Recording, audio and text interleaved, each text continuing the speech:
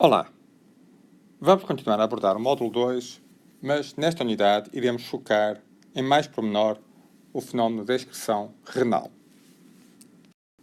Assim, pretendemos que no final desta unidade consigam descrever as principais características da excreção renal e a sua importância no contexto ADMET de eliminação de xenobióticos. A excreção renal está baseada numa unidade denominada nefrónio presente no rim. Temos aqui as principais características desta unidade nefrónio.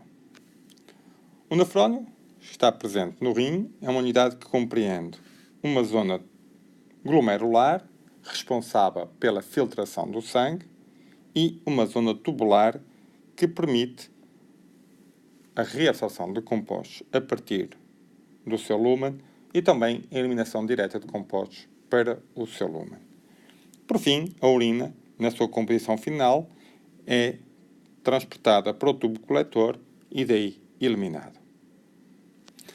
Temos então como características gerais que o principal mecanismo da excreção, que é a excreção renal, está dependente da capacidade de filtração glomerular, que está diretamente relacionada com a hidrofilia dos compostos e o seu próprio tamanho molecular, com a capacidade de excreção tubular, muitas vezes mediada por excreção via transportadores, mas também pela capacidade que, a nível tubular, temos de reabsorver compostos importantes para o nosso organismo.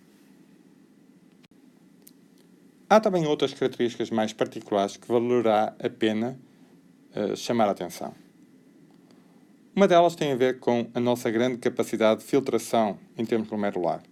Na realidade, os rins recebem cerca de 25% do output cardíaco. Ou seja, há uma grande quantidade de sangue constantemente a passar pelo rim para permitir a sua filtração.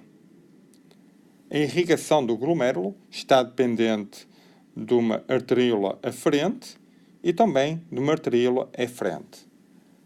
Por isso, a vasodilatação e a vasoconstrição destas arteríolas irão, de alguma forma, condicionar a maior ou menor fluxo do sangue pelo glomérulo.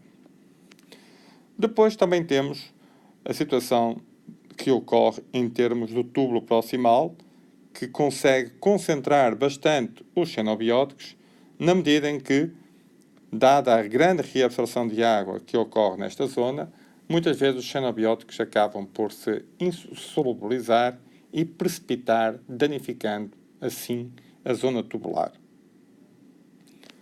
Temos também, como outras características, o facto de muitos xenobióticos poderem ser eliminados por secreção, quer na zona distal, quer também na zona da ansa de Henle.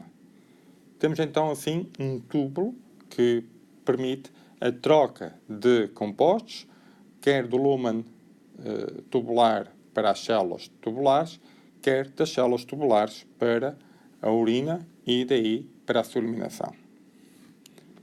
Outras características importantes a ter em conta no rim é a sua grande capacidade metabólica. Na realidade, o rim é rico em citocromo P450 e em enzimas como, por exemplo, a beta-liase, sendo esta responsável por processos de bioativação metabólica. Também temos outras características importantes a ter em conta a nível renal. A hidrofilia dos compostos. A hidrofilia dos compostos é fundamental para que possam ser eliminados, sendo que esta hidrofilia é condicionada muitas vezes pelo próprio pH da urina.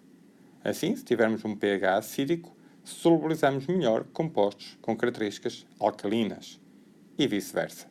Por isso, modelando o pH urinário, poderemos facilitar a eliminação dos xenobióticos. O próprio volume urinário é importante. Quanto maior o volume urinário, maior a quantidade de xenobióticos que se podem solubilizar. Por fim, como já referi, os transportadores poderão ter um papel fundamental em termos tubulares na excreção dos xenobióticos. O rim é, assim, uma das principais, se não mesmo a principal via de eliminação dos xenobióticos, sendo, por isso, fundamental para a manutenção da homeostasia no nosso organismo. Obrigado pela vossa atenção.